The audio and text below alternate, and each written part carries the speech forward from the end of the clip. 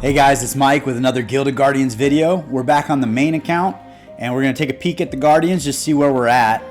We still have Darizda up. I did take some of the scrolls off her when I took everything off for the Flicks and Aquyrus video, and so I don't have her maxed out anymore. I did reallocate some of those scrolls down to bring Aquyrus up to level 100 and Grizel up to level 100. I think it was a little more balanced. And I think I'm going to try to get them up to level 110, maybe even level 120 before we start putting scrolls back into Darizda, just to try to keep them from being so squishy in the back row. Today we are going to enlighten Aquyrus. We do have the necessary soul stones. I think we were waiting for a couple days on picking those up, so that was super exciting. And then we do have a copy of Aquyrus. I did want to touch base in a previous video. We were talking about enlightening Tianlong and how I purchased a secondary copy of him to do so. They do have in the shop these, I think they call them cracked hearts. And with the cracked heart, you can actually get a percentage chance of getting a Radiance upgrade on that champion so that you don't have to utilize a NFT version of the champion to get that same Radiance level. So with her, it's showing 100% chance. I don't know if that's true for legendaries. I feel like I clicked on it and it was like a 68 or a 70% chance versus 100% if you use the actual character.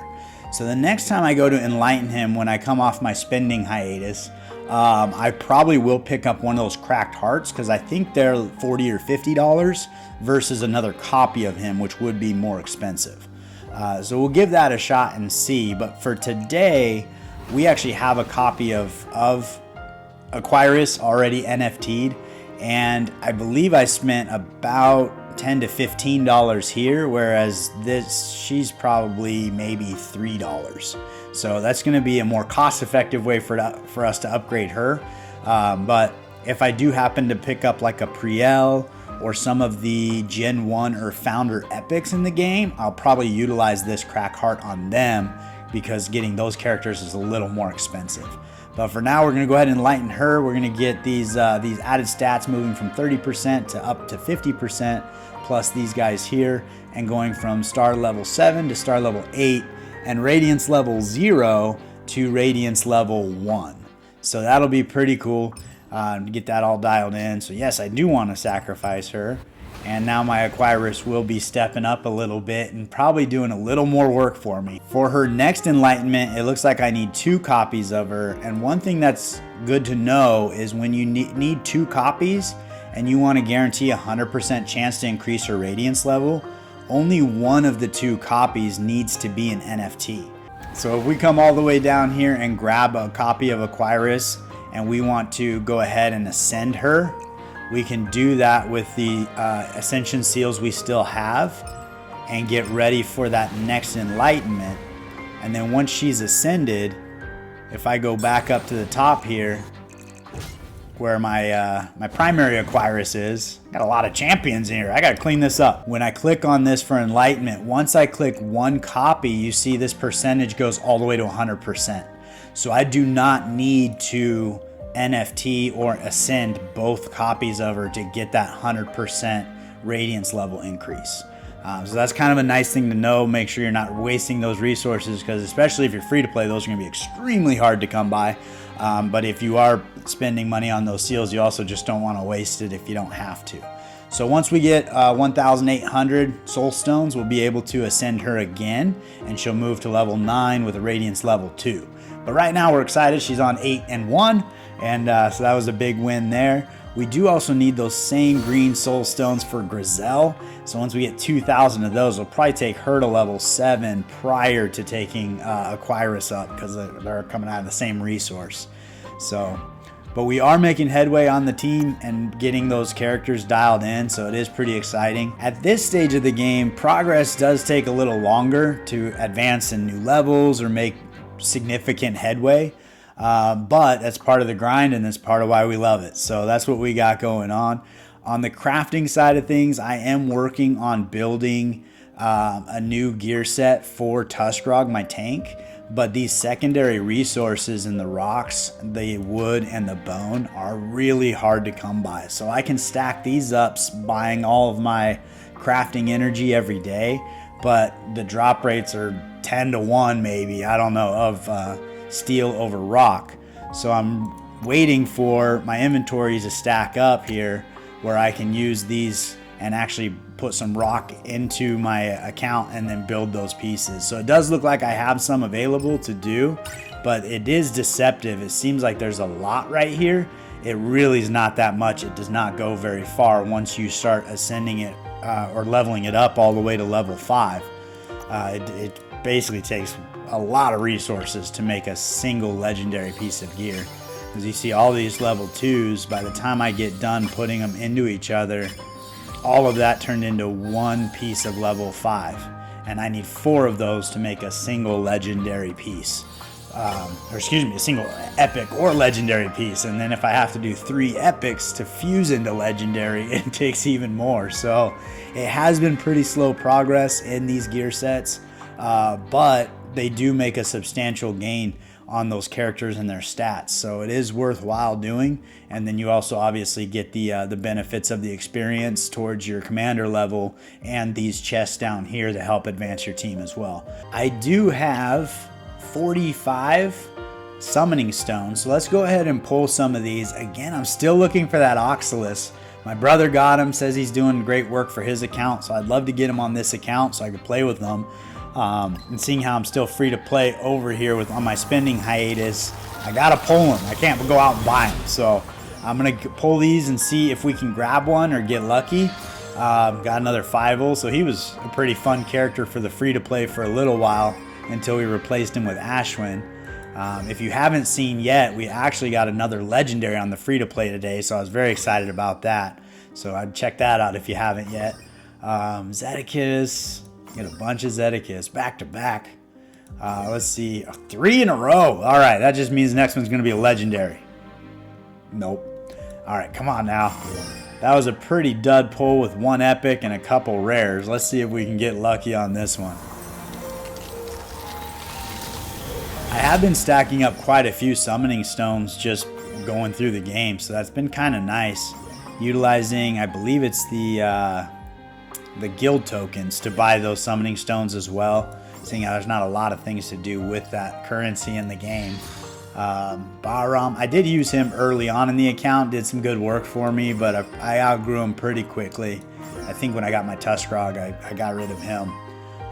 Batu, let's see here. So some of these characters I could sell on the marketplace, but the market hasn't quite bounced back yet, so I can make a profit or at least break even with the cost of the Ascension Scrolls. So I'm still waiting to see how the market plays out with that. And hopefully we see some gold. This has been a pretty dry spell here. So if we do, we'll probably end up getting another Ashwin, because that seems to be all I can pull on this account lately. But we'll see. Toketun? Toketun. I don't know. We'll go with Toketun. A Ren. These are the characters you don't want to see. A Kubo. Come on now. Oh, man. This is brutal. All right, well, here we go. We got the last 10 here, and then we'll pull those 5. I was holding on to them to see if I get a jump start if they add new characters into the game, but you do accumulate the summoning stones fast enough that I think it'll be okay. I really am hoping to get that Oxalis, because I have not pulled one yet. But right now it's a bunch of rares and commons, so that's pretty much what we're gonna get. This feels pretty bad. I think I've been spoiled. Okay, there we go. We got a Tybor. So I have not actually built him and played with him, but he is an interesting character. We'll take a look at his kit and see if he is worth spending some extra time in. I am gonna pull these last 5 before we do that, though, just in case we grab that Oxalis. Oh, I don't want to do that. We're not gonna spend the 15. We're gonna go with 5. 1,500 rubies. And I don't need anybody on my account. It's more of just a desire than a need at this point. So hold on to those rubies for a rainy day. Another Zedekiss. I like the suspense it builds. And when you pull them individually, every single one, you get to see that summoning stone crack open and give you a Ren. Another Ren. Another Ren. What do we got? What do we got? Two more. Two more. Come on. If we get lucky. A Zol, that's not going to do it. That's not going to do it at all. Last one. Let's see here. Let's see some gold. Nah, that's all bad. Another Ren. Another Ren. All right, let's go take a look at Tybor and see if he's worth building. I have sold a couple copies of him, and he was profitable for me at the time. I don't know the market would allow me to sell him now. But let's take a peek at his kit here. There he is. Don't have to search too far for him. Skills and rendering strikes. Tybor becomes immune to control while he performs 5 hacking attacks on an enemy, dealing 110% of attack damage, physical damage, and causing knockback. So that's not too bad. He goes immune, he gets to hit 5 times, and he causes knockback. So that's pretty good. Got a crowd control ability here where he grapples an enemy and hurls them away, dealing damage as physical and inflicting dizzy for the enemy for 3 seconds. So that's pretty good. It is a single target though. Charge the enemy with the highest combat power, rendering strike, physical damage, and taunts that target enemy for 5 seconds. So it looks like he could be spreading out some of these single target crowd control effects and might be pretty useful. Every 6 seconds, Tybor cleanses all poison effects on him. If poison is cleansed, he recovers 10% health. So that'll be a good way to kind of help heal and keep him alive. I feel like early game, he probably has some merit. At this point in my account, he's probably not going to do a whole lot for me. So I'll probably hold on to a copy of him just in case later on we want to do a video or something like that.